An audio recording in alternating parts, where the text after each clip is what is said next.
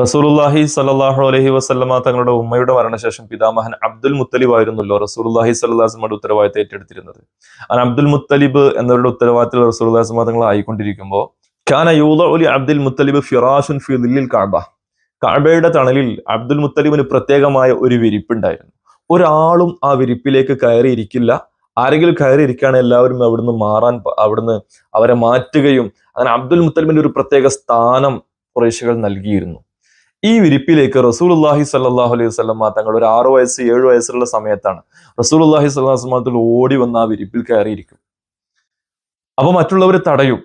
അതിലിരിക്കാൻ പാടില്ല, അത് അബ്ദുൽ മുത്തലിബിന്റെ നമ്മുടെ നേതാവിന്റെ വിരിപ്പാണ് എന്നൊക്കെ പറയുമ്പോൾ അബ്ദുൽ മുത്തലിബ് ഇങ്ങനെ കയറി വരുമ്പോൾ പറയും, ദഉ ഇബ്നി ഫഇന്ന ലഹു ശഅന, എന്റെ മോനെ വിട്ടേക്കൂ, അവന് വലിയൊരു സ്ഥാനം ഞാൻ കാണുന്നുണ്ട് എന്ന് അബ്ദുൽ മുത്തലിബ് പറയുമായിരുന്നു. എന്നിട്ട് റസൂലുള്ളാഹി സ്വല്ലല്ലാഹു അലൈഹി വസല്ലമ തങ്ങളെ കൂടെ ഇരുത്തി പുറംഭാഗത്ത് ഇങ്ങനെ തടവിയിട്ട് അവിടെയുള്ള ഖുറൈശികളുടെ പ്രശ്നങ്ങളും പ്രയാസങ്ങളും മറ്റൊക്കെ അവർ കേട്ടുകൊണ്ടിരിക്കുന്നു. വളരെ വളരെ ഗൗരവപരമായ ചർച്ചകളൊക്കെ റസൂലുള്ളാഹി സ്വല്ലല്ലാഹു അലൈഹി വസല്ലമ തങ്ങളെ ഇരുത്തിക്കൊണ്ട് അബ്ദുൽ മുത്തലിബ് നടത്തിയിരുന്നു എന്ന് ചരിത്രത്തിൽ കാണാം. അപ്പൊ റസൂലുള്ളാഹി സ്വല്ലല്ലാഹു അലൈഹി വസല്ലമ തങ്ങൾ ചെറുപ്പത്തിലേ അവിടുത്തെ സംഭവം വികാസങ്ങളും ചർച്ചകളും മറ്റൊക്കെ കേൾക്കാനും കഴിഞ്ഞു എന്നതും നമ്മൾ ഇതിൽ നിന്ന് മനസ്സിലാക്കാം.